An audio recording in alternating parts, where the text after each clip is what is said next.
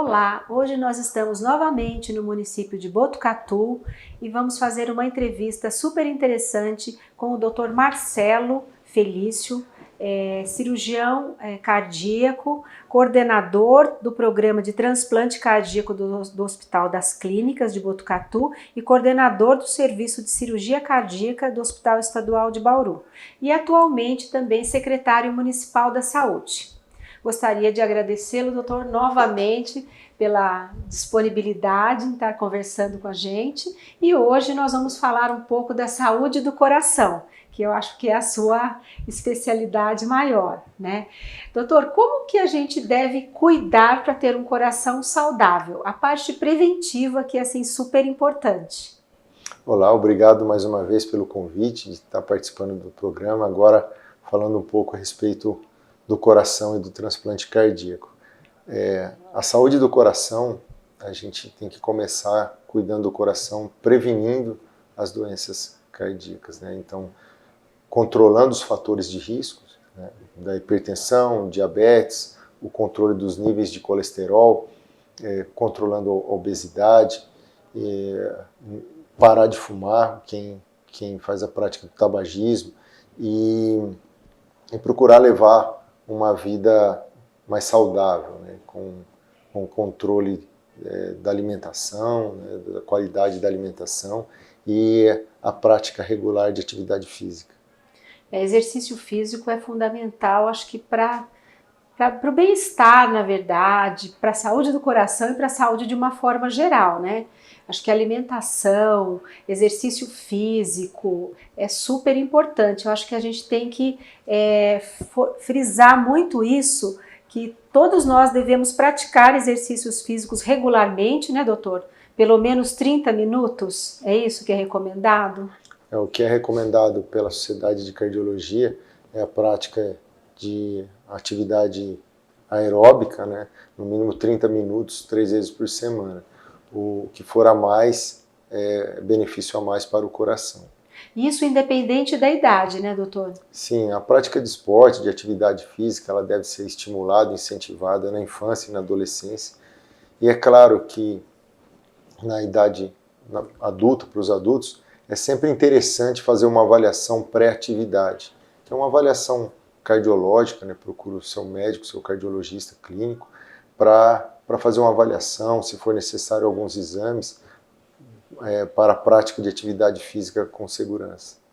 Doutor, quais são os sintomas que são relevantes com relação à parte preventiva? Às vezes a pessoa sente algum mal-estar, Quais são os sintomas assim que você considera um alerta para que a pessoa procure o seu médico, faça exames regulares? Quais são essas indicações? Se a pessoa, ela, por acaso, estiver apresentando algum sintoma, ou desconforto no peito, ou falta de ar, aí, se for algo cardiológico, ela deve ter um certo nível de doença instalada. Então, é interessante, mais do que nunca, procurar o médico para uma avaliação. Na prevenção, realmente, é a prevenção dos fatores de risco, porque, às vezes, os fatores de riscos a pessoa já possui, mas não sabe ainda que tem a pressão alta, o diabetes, o nível alterado do colesterol, e ele se manifesta de uma maneira silenciosa, mas o coração já começa a ser acometido, né? Então, os exames regulares, uma consulta uma vez ao ano ao profissional, é importante para que faça essa parte preventiva. Sim, são muito importantes. Cuidando dos fatores de risco e controlando os fatores de risco, a gente vai estar controlando e cuidando do coração, fazendo a saúde preventiva. E os sintomas, mais uma vez, o que a pessoa tem que ficar alerta, além do diabético, porque a gente sabe que a pessoa que é hipertenso, que é diabético, que tem algum problema renal, ela tem que ficar mais atenta ainda a essa parte cardiológica. Uhum. Mas, não sei, fadiga, mal-estar, quais são esses sintomas que a pessoa que deve chamar atenção? Porque às vezes a gente tem alguma coisa e acaba banalizando, né? Então eu acho assim que o corpo da gente, ele dá alguns alertas, né? E é importante a gente ficar atenta a essas manifestações. Sim, os principais sintomas é o desconforto pré-cordial, né, a dor no peito, que tem a dor no peito característica, que é uma dor no peito de média ou forte intensidade, pode ter alguma irradiação, principalmente para os membros inferiores, e que é desencadeada aos esforços. Mas também uma dor menos típica é interessante descartar e avaliar o coração. Mas outros sintomas podem vir associados, como a dispneia, que é a falta de ar, edema de membros inferiores, edema principalmente de membros inferiores. Alguns pacientes podem sentir tontura, palpitações, né? Então são os sintomas mais frequentes. E as doenças? Quais são as doenças que levam a pessoa a uma cirurgia cardíaca ou até mesmo a um transplante? As principais causas que levam ao transplante cardíaco, é claro que varia dentro de determinada faixa etária, mas tem a dilatação do coração, que é a cardiomiopatia idiopática, né, dilatada, a doença isquêmica do coração, quando o paciente tem um infarto que acomete o músculo cardíaco. Nós temos também as doenças devido à hipertensão, a problemas que acometem as válvulas cardíacas, e também não podemos esquecer que no Brasil ainda temos a doença de Chagas. E é frequente, na verdade, essas pessoas com essas doenças ter que fazer cirurgia, algum tipo de cirurgia cardíaca. Sim, no nosso ambulatório de transplante e insuficiência cardíaca avançada, a gente recebe pacientes com diversas doenças e acometimentos e níveis de acometimento do coração. Sempre que possível, a gente procura oferecer um tratamento. O transplante é só, mesmo se já foi descartado qualquer procedimento e tratamento, mas dentro da possibilidade a gente vai revascularizar o coração com as cirurgias de ponte, né, ponte safena e ponte mamária, troca valvares e até a compensação do músculo cardíaco. Mas para alguns pacientes chegam num estágio que o transplante cardíaco é a única opção. E essas cirurgias, de uma forma geral, elas são feitas aqui no HC? Sim, o transplante cardíaco é realizado no Hospital das Clínicas da Faculdade de Medicina de Botucatu. E as outras cirurgias também? Também. E o número das cirurgias, não falando do transplante ainda, mas o número de cirurgias, essas cirurgias de ponte de safena ou outras cirurgias, quantas cirurgias são realizadas anualmente? Olha, é um número bastante expressivo, a cirurgia do coração. Porque vocês são referência, né? Além de ser um serviço de referência, o paciente que chega até a gente, é claro que a gente atende um número expressivo também a nível ambulatorial, que são cirurgias programadas, mas pelo fato de ser referência, chega até a gente bastante paciente grave, descompensado, que estão acamados num leito de UTI. Então é um serviço que opera todo dia, né? Então é um número bastante expressivo. Chega de 40, 60 cirurgias cardíacas por mês. Por mês? Juntando todos os procedimentos de estimulação cardíaca artificial, implante grande de marca-passo, dispositivos e pequenos procedimentos e outras cirurgias mais complexas, incluindo o transplante. Doutor, falando um pouquinho em transplante, como que é feita a captação de órgãos, né? Porque é uma situação muito difícil. A família está fragilizada, porque muitas vezes é um acidente, né, que a pessoa sofre e tal. Como é que é feita essa captação de órgão e qual a dificuldade? A captação de órgão é feito por parte da equipe que se desloca até o hospital onde está o doador, e outra parte da equipe fica para preparar o paciente que vai receber o órgão. A Botucatu está localizada numa região estratégica do estado de São Paulo, uma região central. Isso facilita o nosso deslocamento para a captação de órgãos, mas porém as captações de órgãos da nossa equipe, a maioria é captação à distância. E como o tempo é curto para poder trazer o órgão e ter um tempo também para implantar, porque o coração é o órgão que suporta um menor tempo fora da circulação, o preconizado é em torno de 4 horas, mas devido à distância, às vezes a gente passa um pouco com bons resultados, então a gente faz a captação à distância.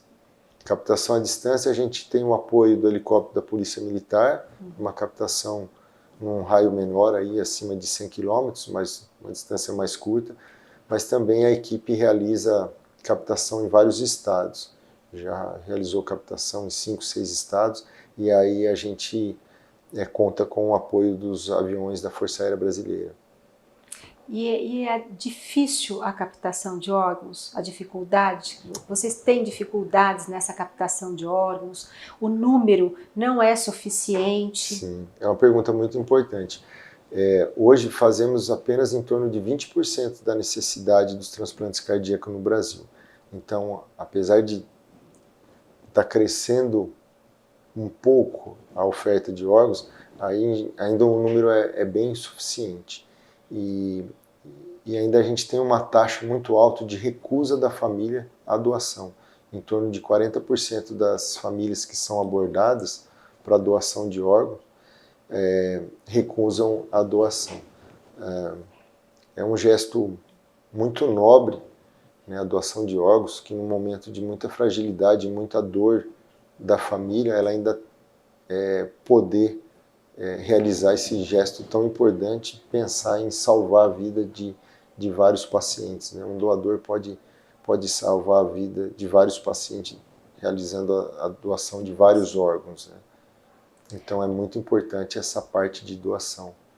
E esse pessoal que faz a captação, elas fazem parte da sua equipe também? Existe um trabalho aqui dentro do HC com relação à captação de órgãos? Sim, existe o trabalho local, de uma equipe local, que aborda a família do doador, né, questionando se tem, se aceita a doação, porque na legislação nacional só pode ser doador se tiver o consentimento da família.